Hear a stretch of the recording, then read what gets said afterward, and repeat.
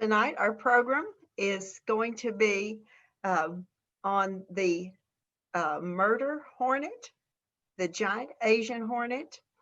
And I've heard so many good things about Laura and her programs, and we're just really excited to have you here with us tonight, Laura. Laura is the extension agent for the Pulaski Cooperative Extension Office.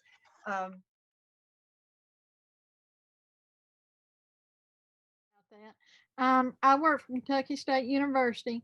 I'm a small farm area agent, and we're going to talk about the Asian giant hornet, and that's him or her. There she sits, right there in that picture, and she is. They're not in our state yet, so this is my contact information. Right now, I'm having to work remotely, so I'm working from home. But when COVID's not is over with, I'll be back in the Pulaski County office. And if anyone needs to get a hold of me, feel free to call me. And that is also my email address, laura.rogers@kysu.edu. And I was talking to the lady earlier today about getting emails addresses and addresses. I write a weekly newsletter, and I'll send it to you each week or send it to her and she can put it out for everyone so that everyone can have it. We'll start. I'm a beekeeper.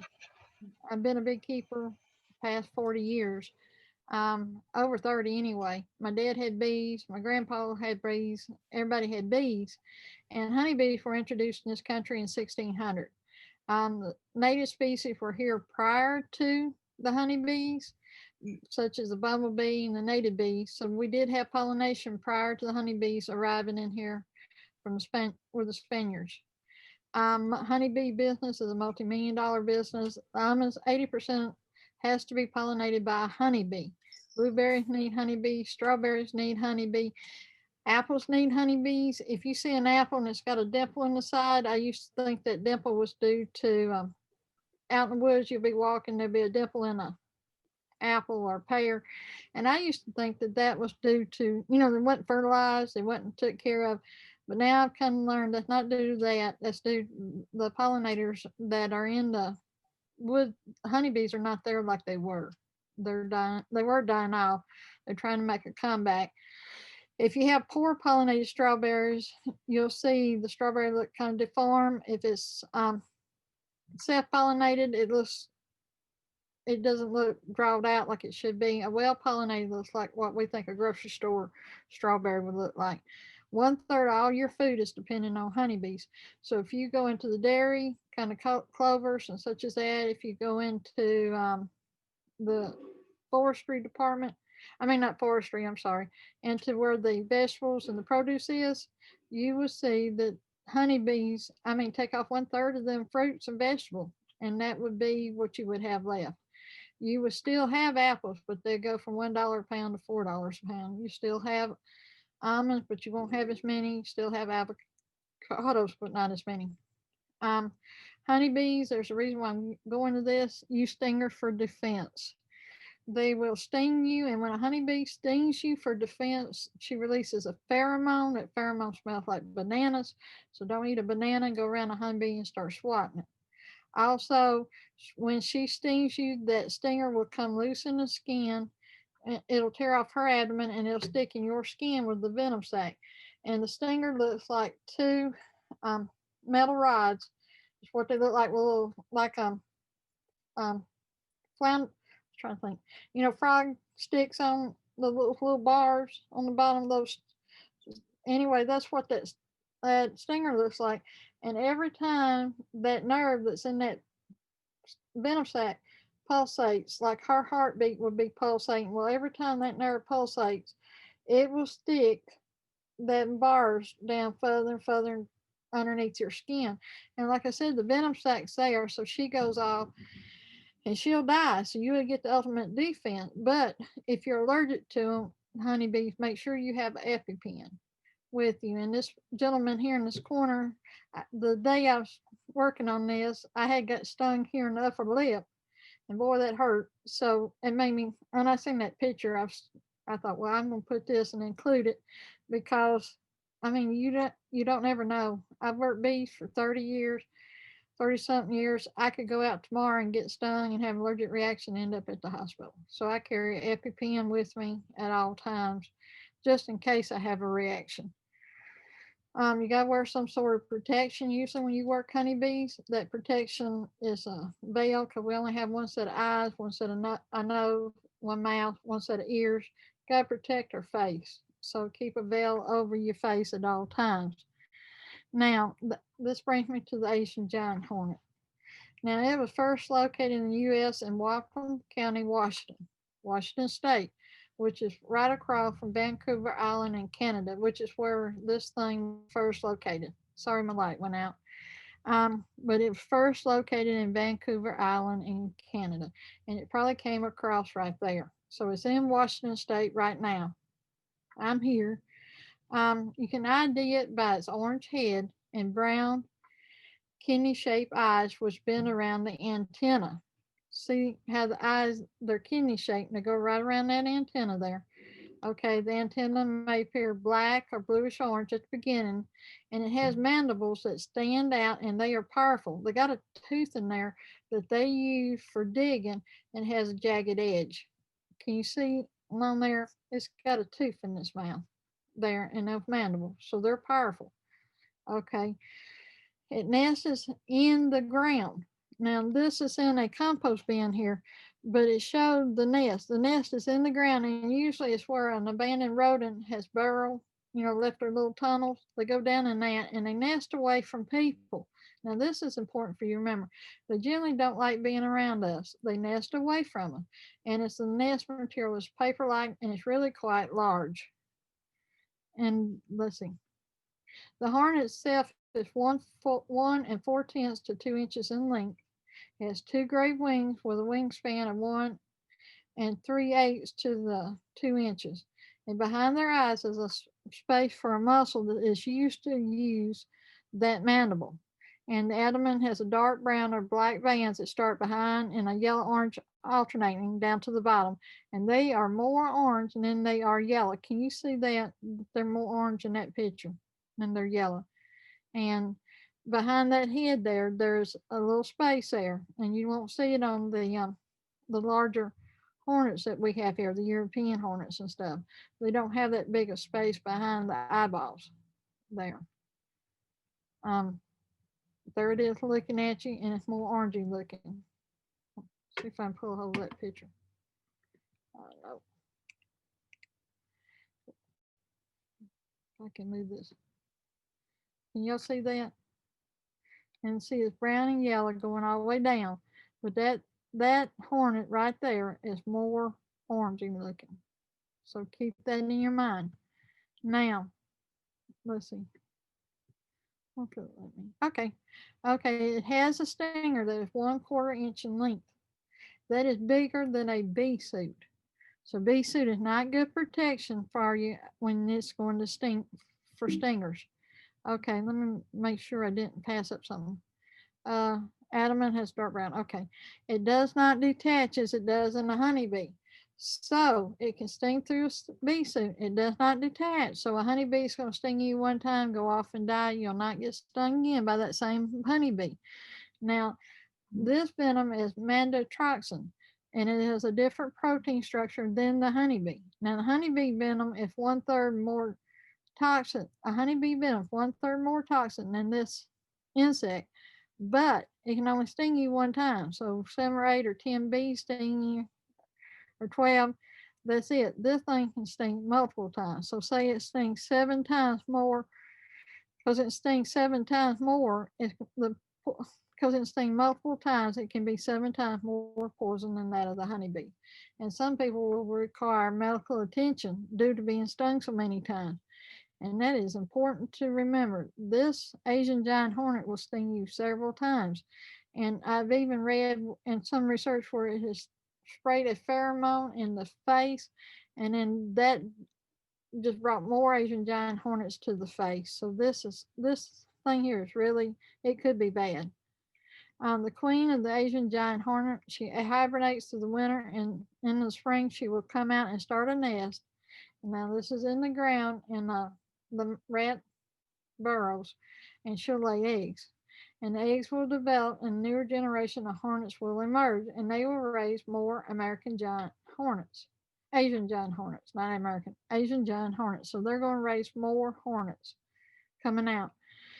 And the adult Asian giant hornets will go out and search for insects for food and a sugary substance for energy. So they use protein and carbohydrate. And then she will take a grasshopper or a beetle and she'll make a meatball with it. The ones that are out searching for food, and they'll carry it back to the hive.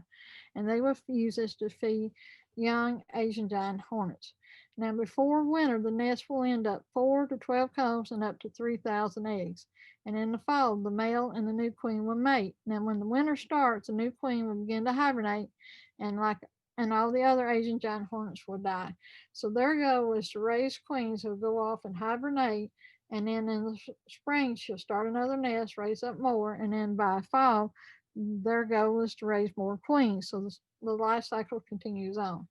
If she does not breed this young queen that's been raised this year, she will start a nest in the spring again, but she will not live because there's nobody there to take care of her, feed her, so she will just die. And so that's how that process works if she doesn't get bred. Um, Problems arise for beekeepers and for anyone else that's working with them that this large colony of Asian giant hornet in the late summer or fall. I, as a beekeeper, walk out there and they're starved for protein and they are targeting the honeybees and their colony because their colony is full of protein and sugar. So what they'll do is they'll send out scouts, and the scout hornets will go into the hive. They'll take out a honeybee and then they'll carry it back, and they'll take out some carbohydrate. They'll take out protein, and then when these scouts all agree this is a good source, 12 to 24 Asian giant hornets can take down a 40,000 to 60,000 bee hive, and they'll do it quickly. And the problem for us is that we do not realize what is going on, and go back, because there's a war going on in there, and we do not realize that this is what's going on. And we go back and get a fly swatter or something, go back to kill the Asian giant hornets. And they have destroyed them. They have beheaded them. They cut their abdomens off. For what they're wanting is the brew and the honey that's in that hive. So they can sting through a bee suit. They can sting you, and there you are out there warping them with a fly swatter or some device trying to kill them. So then the colony's lost. The beekeeper, when they come up on this, they need to leave it alone. If you're out working and you see these things, you need to report them to the USDA because they are tracking them. They are different than the European hornet. The European hornets' eyes are shaped like a C, and the wings have a reddish orange brown and yellow stripes with small dots going on down each side of the abdomen. And I have seen these eating apples, the inside of an apple. And if you look, you'll see them little dots there on their abdomen. And that tells you that you have got a European hornet, them little bitty tiny dots. And they are more yellow, whereas the others are more orange. And see their center where the thorax and everything is, it is brown. It's not orange and black as in the Asian giant hornet. And remember, you got those little dots. European hornets are only about an inch in length. They nest above the ground, and the Asian giant hornet nest is below the ground. So that's going to tell you when you see that nest out in a tree, or you see one in your garage or in a barn somewhere. If it's above the ground, that is an Asian. That's a European hornet. If it's below the ground, it's an Asian giant hornet, and they are huge. So that tells you different things there. And the reason why it is important to you as a garden club, these things are spread in mulch piles. And that's why it's very important you don't move mulch from state to state, because anyone could go to Washington State and get a load of mulch and instantly take it home and work it up in their flyers and move these queens in the winter, because they're hibernating in that mulch pile because their nest is below the ground. That's where they went to hibernate. So for that reason, it is very important that you don't get mulch that's moved from a state to another state. If you run upon an Asian giant hornet, report it to the USDA, and I'd say the Kentucky Department of Agriculture, because everyone's keeping an eye on it. Now, they did catch a nest of Asian giant hornets, and they were successful in removing it. And I believe I read where they were using a little thin string and got the nest out. However, there are other nests that are out there, so they are really concerned about this. This is major. And the honeybees, they are developing a way to work with it and to do away with it. See, can y'all see this picture? This man has got an Asian giant hornet. See how large that is on his shirt. And then look at what the honeybees are doing here. This is the video. Now I'm going to turn the sound off on my screen for just a minute so that it plays music, but I'm going to turn it off and talk to you as this is working. So I'm turning the sound off for just a minute. They have took an Asian giant hornet there and they have put it on the end of a wire, and they're sticking that wire in a Japanese honeybee hive is what they're doing. Now the honeybees are gathering up around that Asian giant hornet trying to defend their hive, and they are on top of it and they are stinging it to death, and they are in the process of cooking it. And they will show you here in just a second of them cooking this. But if you notice, the hive interest is reduced so the bees can defend themselves against that Asian giant hornet. Here in just a second, he will pick it up. He will put a thermometer in there so you can see it.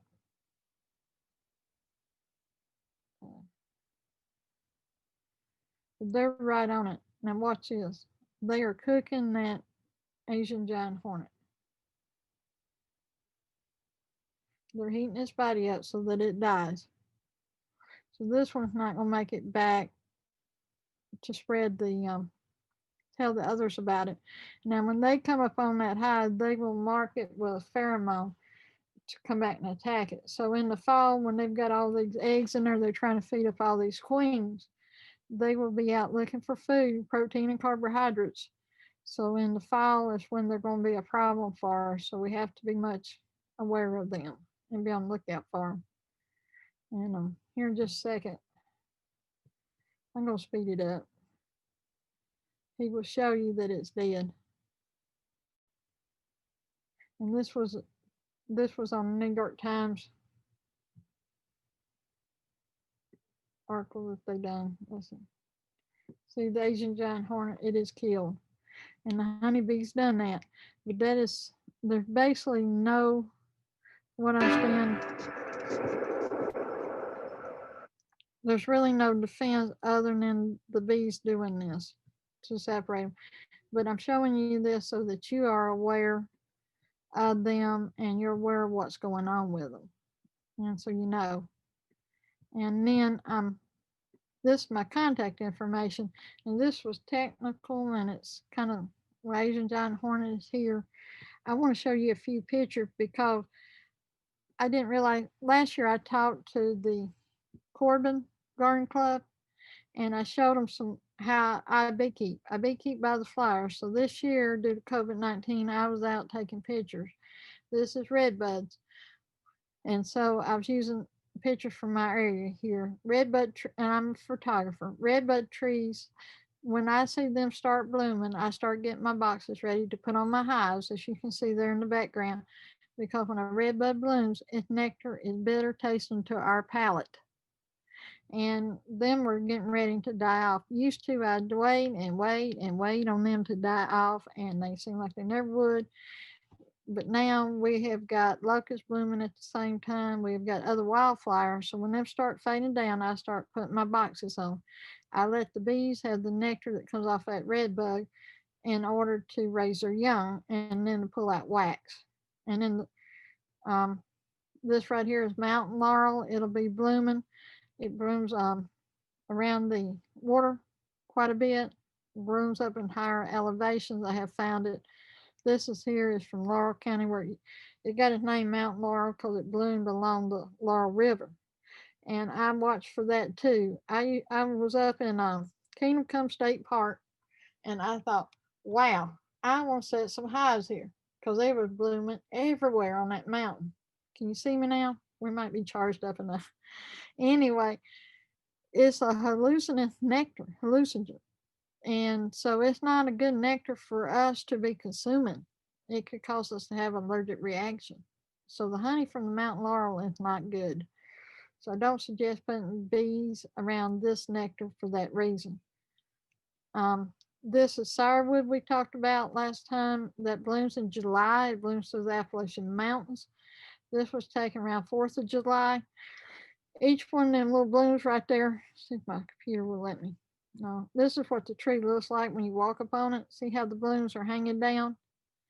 Uh, each one of them blooms has got little bells on it. It won't let me move it, make it larger. But them little bells are hanging down, and that's what they take the nectar from. And sourwood honey is much sought after. You cannot get sourwood honey in May because they don't bloom in May. They don't bloom to July. So if someone tells you in May they have sourwood honey, ask them if it was last year or year before. But in July, I believe August, they've harvested in sourwood honey. So I believe it then. This here is a picture I took of a plant here. I wanted to show you. This is part of my photo show too. Um, this is a summer picture, but see how these plants are blooming and they got yellow blooms all over them? There is honeybees pollinating them. And this bloom is not only pollinated by honeybees, it's also pollinated by bumblebees at the same time. Can you guess what the bloom is? What the plant is? Cucumber. So that was a cucumber. So it was being pollinated by honeybees and native bees. And then this here is a native bee, a bumblebee pollinating a sunflower.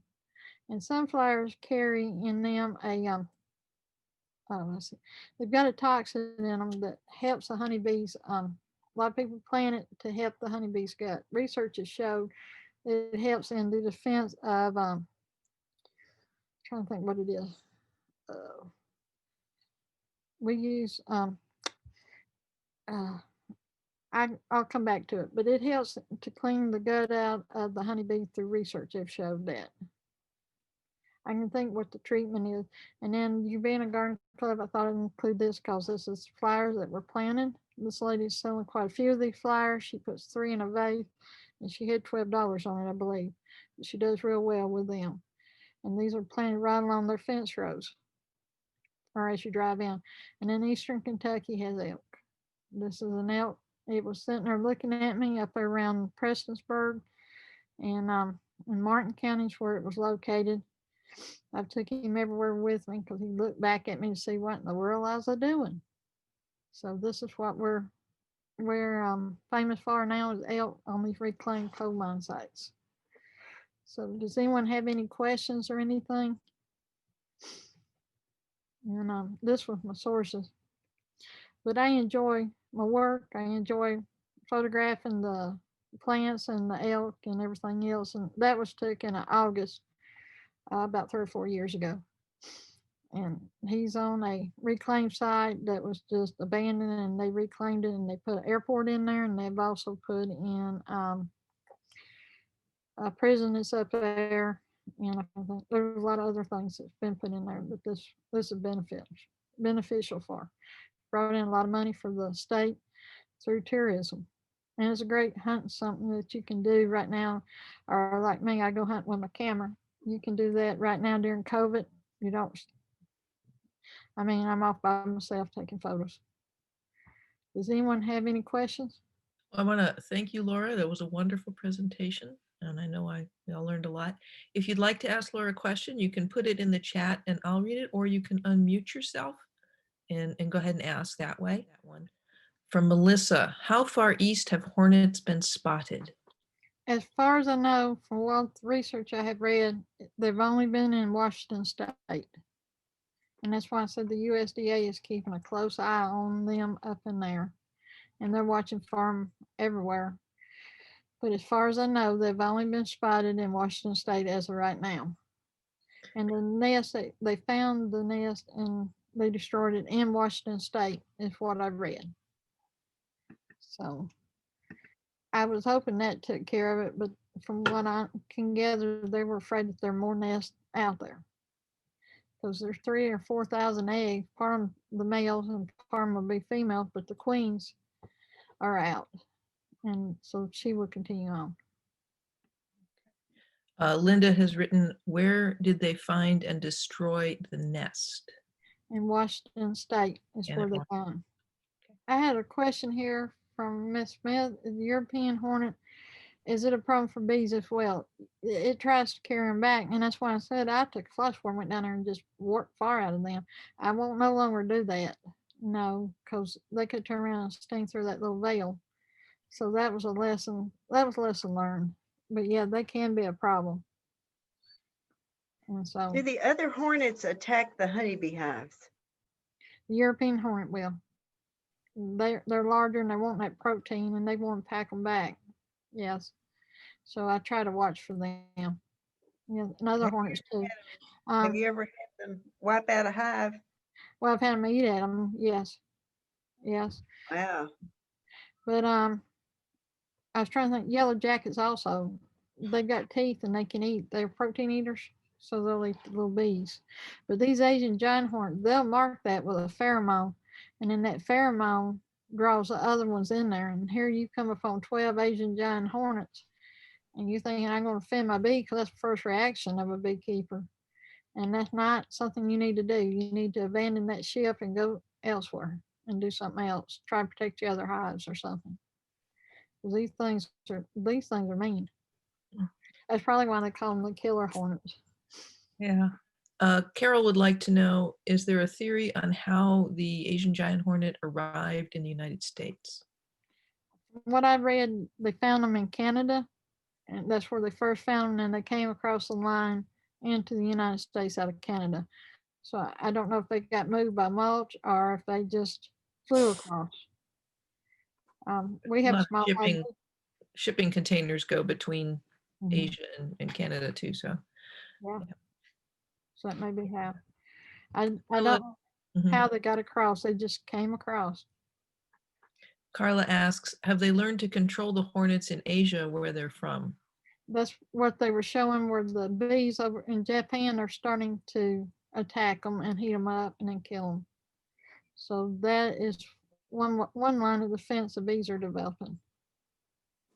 So Now, how do the bees get the hornet hot enough to kill it? they sting it and then they're shivering their muscles. See, in the wintertime, a honeybee will cluster in a basketball shape. And then that basketball cluster moves around in that hive, and that's how they live. So what they're doing is they're clustering up on that hornet, and then they're shivering their muscles, which they do in the wintertime, and they're stinging it, and they're shivering their muscles, and that'll kill it. They're baking it then.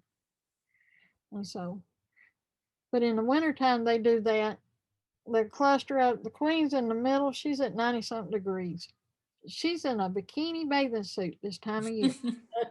I'm in a coat and got snow boots on, and she's at 90 something degrees, just as warm as she can be because they're going to keep her warm. And the bees on the outside of the cluster go to the inside, and the bees on the inside are coming to the outside.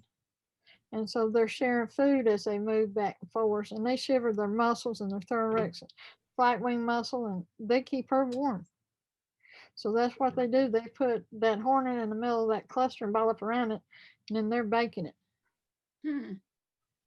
How many bees do you have to have in a? I saw on the hornet you just have probably a dozen, but in the winter to protect the queen, how many bees do you have to have before the hive would die if it got any smaller?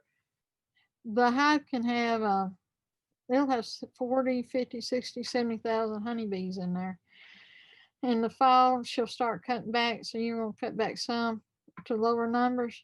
The only problem that you have is if that cluster gets too small, and then the food is up here and they're down here, and they can't reach that food up there. They can't reach that next frame because they're too small.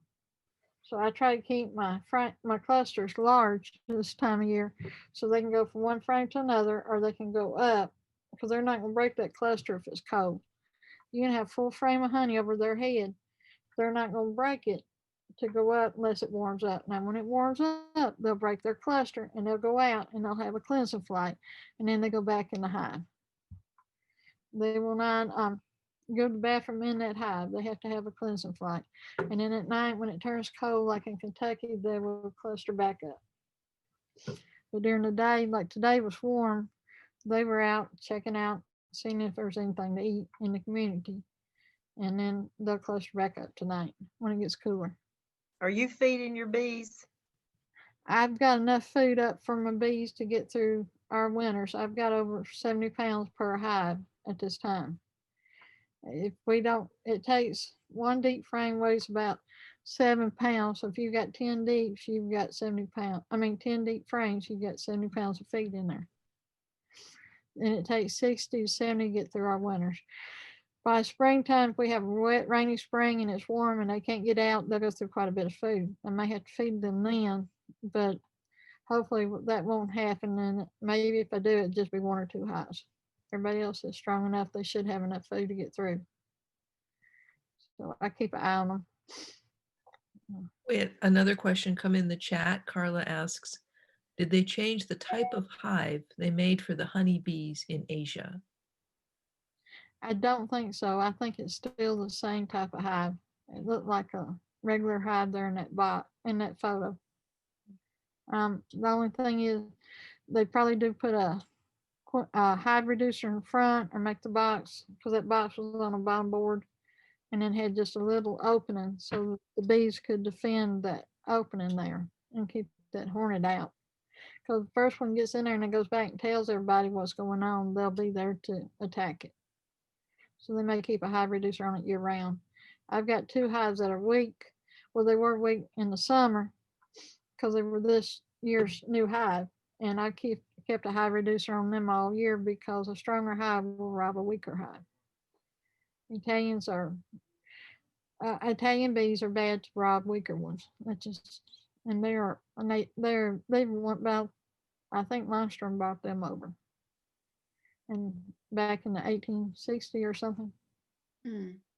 So that's why I try to keep them where they can defend their front door. Said the hornets came from Canada.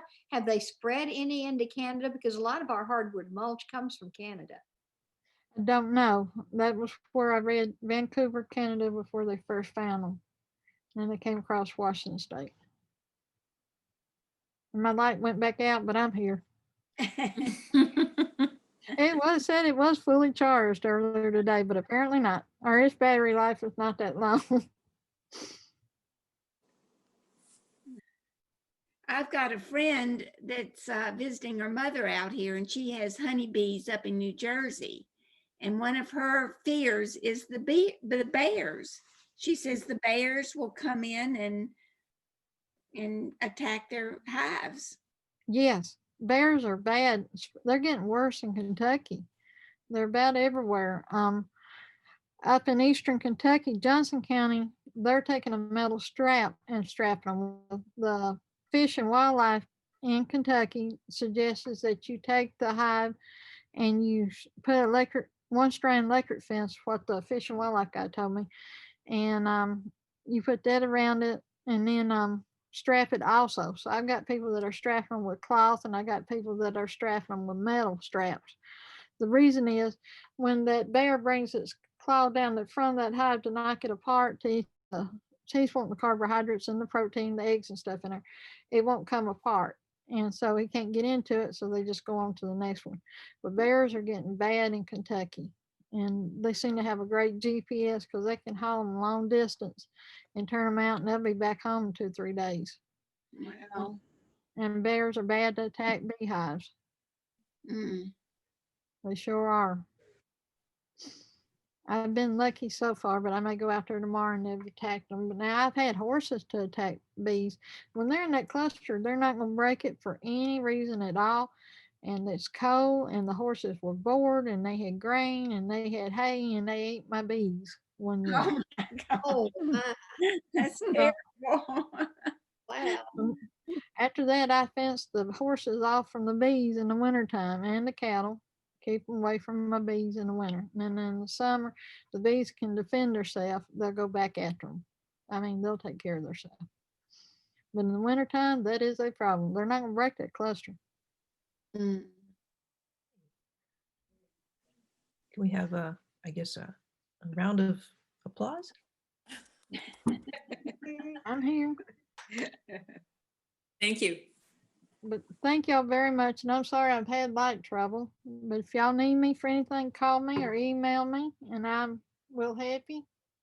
And Thank you. Thank you so much for coming and doing this program. It was really interesting. well, anything that y'all need, just let me know and enjoy your flyers. Thank you. Thank you. Thanks. Bye-bye. Bye.